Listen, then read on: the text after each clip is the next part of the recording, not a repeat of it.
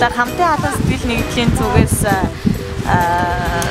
энэ удаагийн прожектээр шоуны үйл хийхэд зорьсон. Тэгээд бид 7 хоногийн дотор төлөвлөлээд 2 хоногийн дотор хийгээд өчигдөр хийсэн 58 ширхэг шоуны үйл хийгээд тэр шоуны хийсэн үгрээ өнөөдөр цэцэг үнд гүйж ирээд цэцэг үний ойролцоогоор байршуулж байна.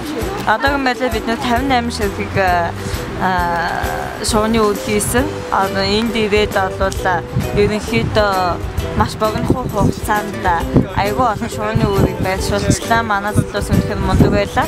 Тэгээ өчигдрийн шоуны үр хийлцгээд гүйж ирж хийлцсэн бүх гишүүдтэй болон шинээр ирсэн хүмүүстээ бүгдэнд нь баярлалаа гэж хэлмээр байна. Өнөөдөр нэлээд хүүтэн салхит засан юм шуургатай жоохон салхитай айгүй тийм байлаа. Гэхдээ бид нэг үүнийг өнөөдөр ажилласангүй 6 машинтай ерөнхийдөө нэг 30-аад хүн хамтдаа явцгааж байна. Хүмүүс явцгааж байна. Тэгээд энэ ч ирээд одоо баг 150% хийгээд босч байна. Шоуны үр маань нэг юмхүү болсон. Тэгээд энэ үр маань болохоор бид нар арай нэг бүх гэдэг утгаар нь олон удаагийн юуг нь хараад юмхүү байсан. Яг модоор хийж болох байлаа л да.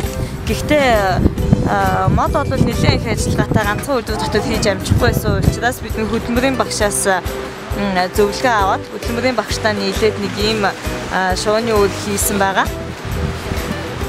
Тэгээд одоо ийм мундаг манай охтууд маань хүртэл ингээд модон дээр авираад шоуны үйл хийж байна. Би мэдээгээр гарч байгаа юм уу? Прожект маш амжилттай сайхан болж өнгөрлөө. Ийм амжилттай болдог зөндөө бид төсөөлөг байсан. Хамт оролцсон хүмүүстэй баярлалаа.